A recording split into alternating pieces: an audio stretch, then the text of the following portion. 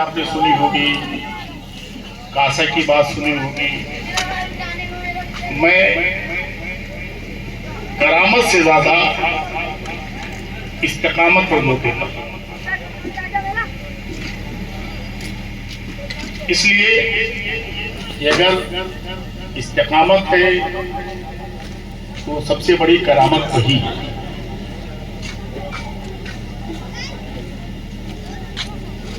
ایک مرتبہ کا واقعہ ہے، بڑے غور سے سنیے گا اس کو. تقریر نہیں یہ سمجھے میں کتاب پڑھ رہا ہوں. میں نے یہ واقعہ سنا ہے. حضور خواجہ غریب نواز رحمۃ اللہ تعالی علیہ تنہائی میں بیٹھے ہوئے تھے، زار و قطار رو رہے تھے. سنیے گا، زار و قطار رو رہے تھے اور یہ مسلسل مہینوں چلتا رہا.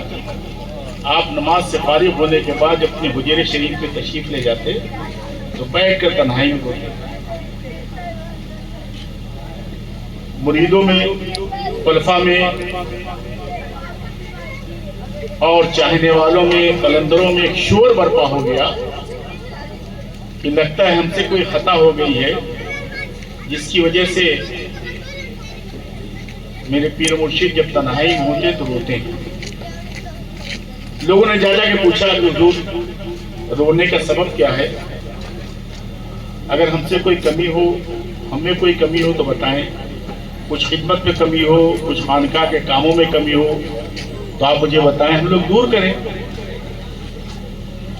فرمایا نہیں، تمہارا کوئی اس میں معاملہ نہیں ہے، مگر مسلسل آپ کا رونا جاری رہا. سنیے بڑے غور سے، بہت نعرہ لگاتے ہیں اور خواجہ صاحب کو سنیں. جب آپ کا رونا بند نہیں ہوا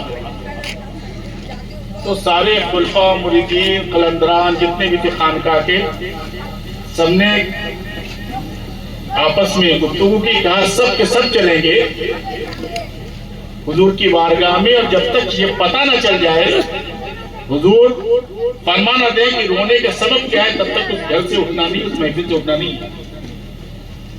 قلندر اٹھے، فقراء اٹھے، مریدین اٹھے، سب کے سب حضور خواجہ غریب نواز کے حجرے میں حاضر ہوئے.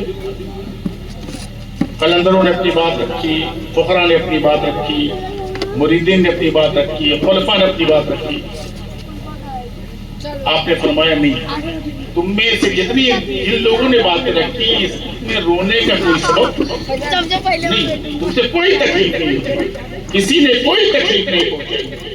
تو کہا حضور آج ہم عہد کر کے آئے ہیں کہ جب تک یہ رونے کا سبب ہمیں نہیں پتہ چل جائے گا آپ کی زبان مبارک سے، تب تک ہم چوکھٹ سے جائیں گے.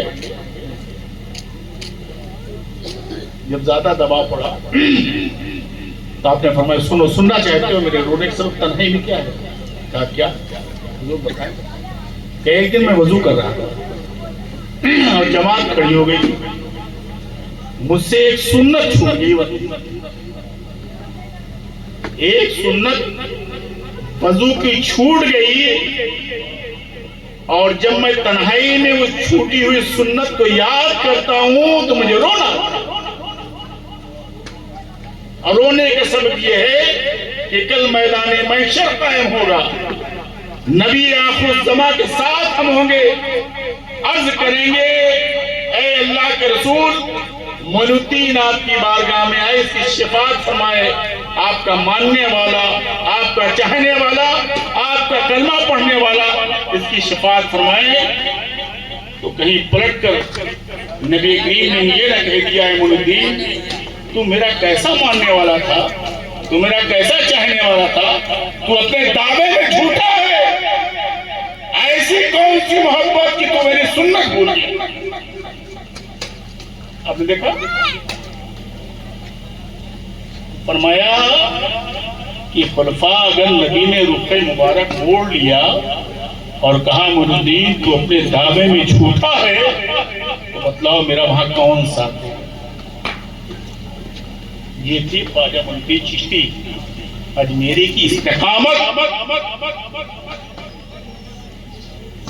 اور انہی کے بارے میں فرماتا ہے لا ان الذین آمنوا وعملوا الصالحات سیجعل لهم الرحمن ودا. جو ایمان کے ساتھ ساتھ اچھے کام کرے گا تو ان قریب اس کی محبت اللہ تعالیٰ لوگوں کے دلوں میں ڈال دے گا. خواجہ